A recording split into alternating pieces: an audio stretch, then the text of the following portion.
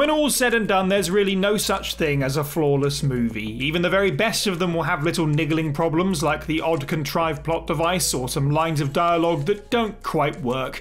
And while the best movies will surely boast central characters who are in some way endearing, or at least give you some grounds to be invested in them, most movies will invariably feature at least one or two supporting characters who you ultimately couldn't care less about. Or worse yet, who you wind up outright despising.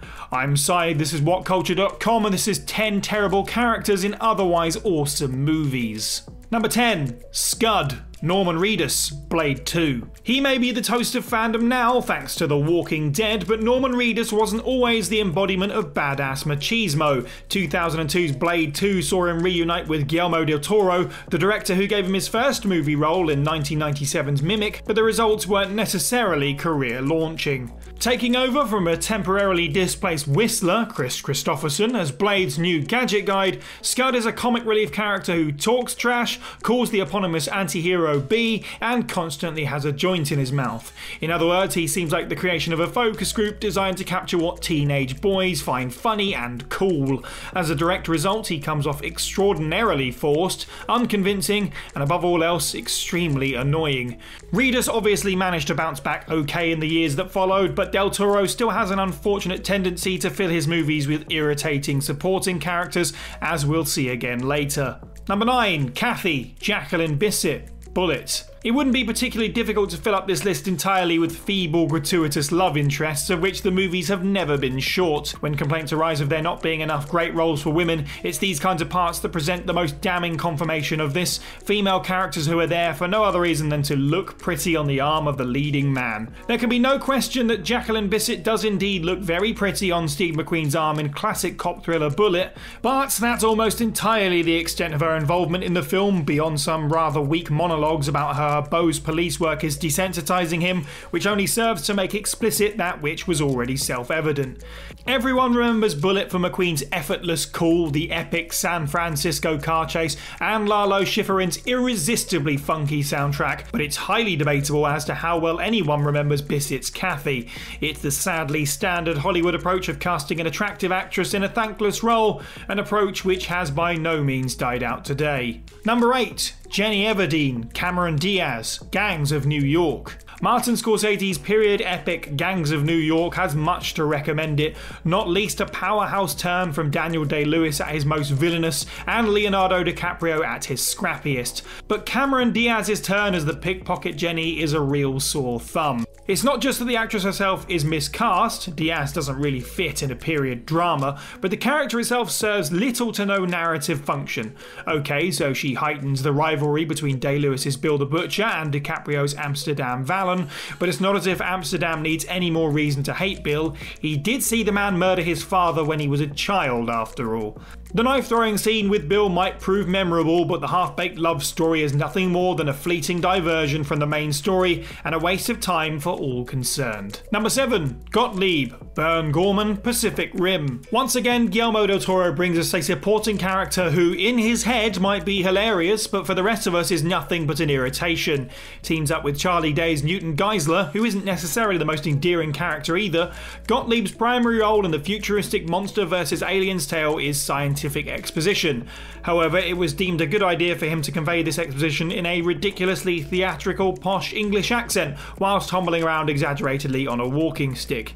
It's understandable that a little comic relief might have been deemed necessary in the otherwise largely straight-faced sci-fi epic, but was this really the best they could do? Gorman's excessively plummy mannerisms are suggestive of a man twice his age, playing up rather outmoded ideas about what the English are like, not to suggest that the film is aiming for realism on any level. Pacific Rim can be frustrating at times, considering how little of its 2 hours and 12 minutes are given to the spectacular kaiju punch-ups we all came to see, but when a good chunk of that time is taken up by irksome incidental characters like Gottlieb, it sours the experience that bit more. Number 6. Emma Frost, January Jones, X-Men First Class. For long-time X-Men fans, this is a particularly galling one. By all rights, Emma Frost is not a name that should ever show up on a bad characters list. While celebrated primarily for her sex appeal, she's among the most fascinating and nuanced X-Men characters, known for enigmatically playing off both sides and leaving questions as to where her loyalty loyalties lie. No such luck with the character's representation in X-Men First Class. For starters, she was presented largely as a straight-up villain, giving little sense of any middle ground, and, rather more pressingly, she was horrendously miscast. January Jones gives almost certainly the worst performance in the history of the X-Men movies, if not the worst in modern comic book movies, period.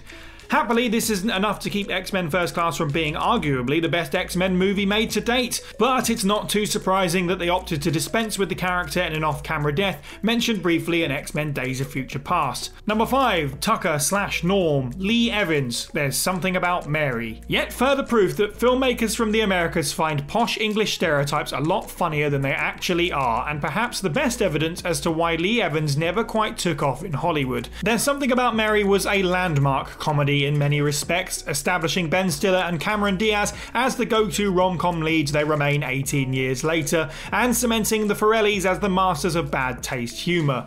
However, it also sports a teeth-grittingly annoying supporting turn from British stand-up Evans as one of the many would-be suitors for Diaz's Mary. The running joke is that all the men who fall under Mary's spell are driven to somewhat sinister subterfuge, and to this end, it is revealed that Evans Tucker, initially presented as a jolly well English architect who walks with crutches, is in fact an able-bodied American pizza delivery man who created a persona which he hoped would make him more appealing to the big-hearted Mary. Not only does he fail to win her over, he also fails to win over the audience. Evans' spectacularly unfunny scenes proving the only real letdowns in the otherwise hilarious movie. Number 4. Sheriff Pepper, Clifton James. Live and Let Die. Roger Moore's term in office as James Bond 007 remains one of the most celebrated yet also most divisive periods in the history of the time-honoured spy franchise. Moore successfully made the role his own, forging a persona which clearly stood apart from that of his esteemed predecessor Sean Connery, and yet in doing so the tone of the movies also shifted dramatically from the somewhat grittier tone of the early films to a more cartoonish, unabashedly absurdist approach. Hand in hand with this, the films also sported a far broader sense of humour, and there's no clearer indication of this than the introduction of Clifton James as Sheriff Pepper in Moore's debut adventure. During the film's epic speedboat chase across Louisiana, justly held up to this day as one of the most spectacular action sequences in the series, we meet Pepper, a stereotypically loud-mouthed, incompetent, backwards lawman attempting to catch up with Bond and clean up the mess the secret agent leaves behind. While Live and Let Die is loaded with now dated cultural references, not least the Blaxter elements, it's the interminable scenes with Pepper that age the film the worst, and yet the character proved popular enough to return in Moore's next Bond, The Man with the Golden Gun, stinking up another otherwise impeccable chase sequence. Number 3. Sam, Edgar and Alan, Corey Haim, Corey Feldman and Jamison Newlander, The Lost Boys. The Lost Boys remains one of the most celebrated vampire movies of the 1980s, yet it rarely seems to be noted just how oddly schizophrenic it is. It was originally conceived as a family-friendly movie for director Richard Donner to make as a spiritual sequel to The Goonies, hence the Peter Pan referencing title, never used in the film itself. However, when Donner decided to pass, it was adapted into a gorier, teen-oriented movie under the eventual director Joel Schumacher. Yet, despite extensive rewrites, clear indications of the kiddie movie that might have been are still present in the final film. The first half of the film keeps the spotlight largely on Jason Patric's Michael, a moody, angst-ridden teen whose troubled initiation into vampiredom can stand as a metaphor for youth gangs, drug addiction, sexual discovery and other such adolescent issues.